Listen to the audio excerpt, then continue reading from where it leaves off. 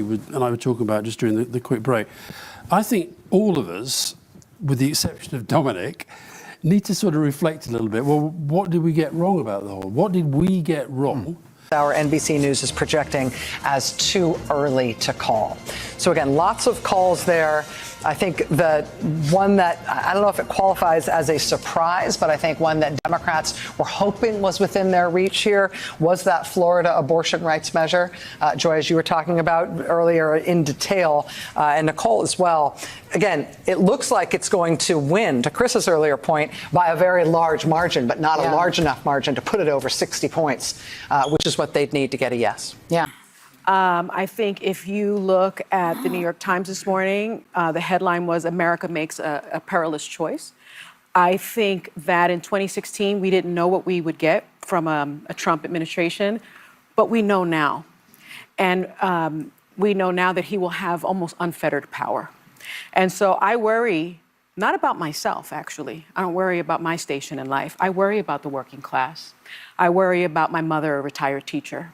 I worry about our elderly and their Social Security and their Medicare. I worry about my children's future, especially my daughter, who now has less rights than I have. And I remember my father telling me many, many years ago that I was the first person in his family to enjoy full civil rights. And now I have less civil rights than I had when he told me that.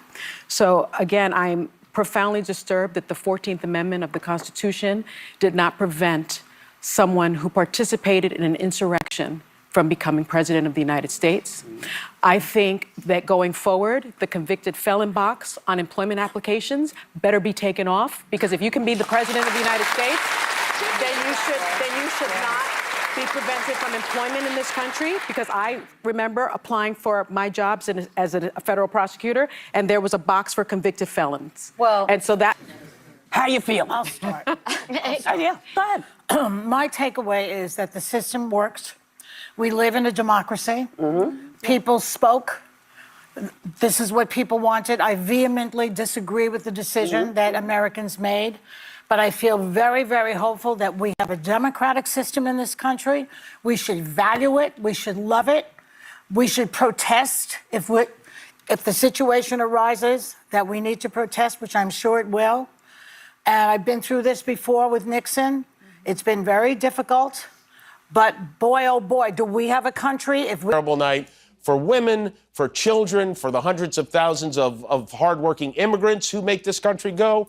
For healthcare, for our climate, for science, for journalism, for justice, for free speech. It was a terrible night for poor people, for the middle class, for seniors who rely on Social Security, for our allies in Ukraine, for NATO, for the truth and democracy and decency.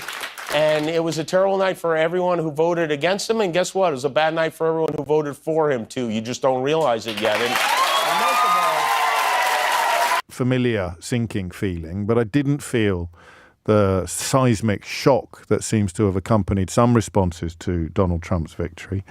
I had a small bet on Kamala Harris, and the odds last night were the same as what they were when I placed it a long time ago.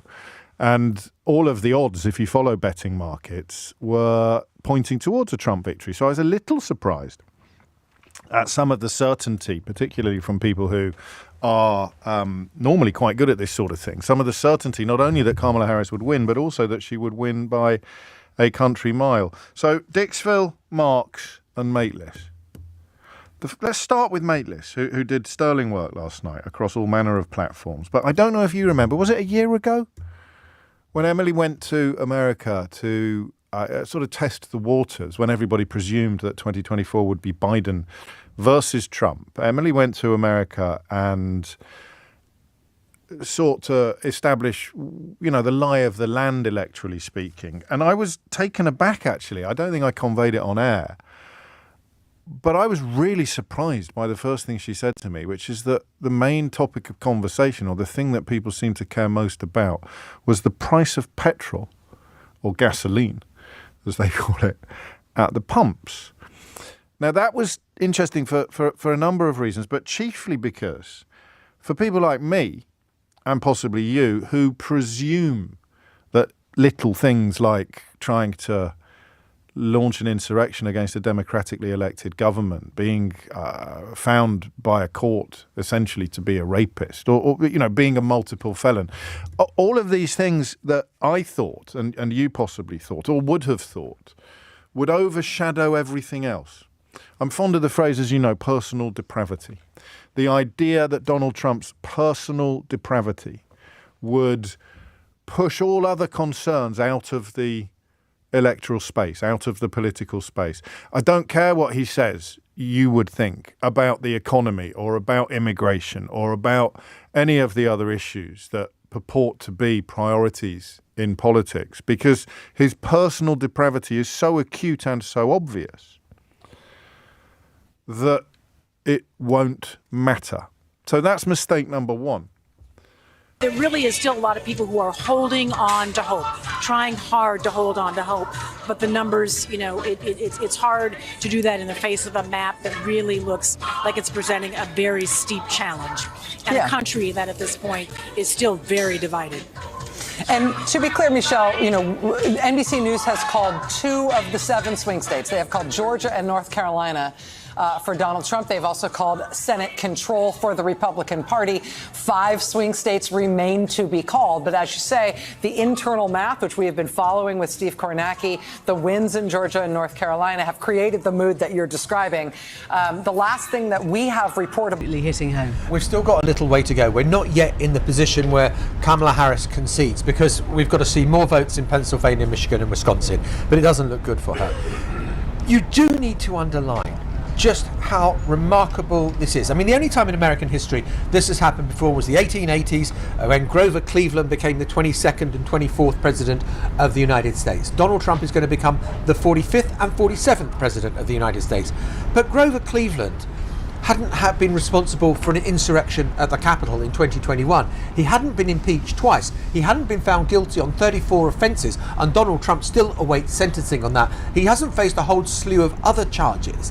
And yet, with all of that, he is going back to the White House, and the American people have said, yes, we have confidence in you. Possibly with the popular vote as well. As things stand, he is winning. He is ahead in the popular vote, which I think no Republican has taken since George Bush in 2004. This could be his most impressive electoral victory. It could be more impressive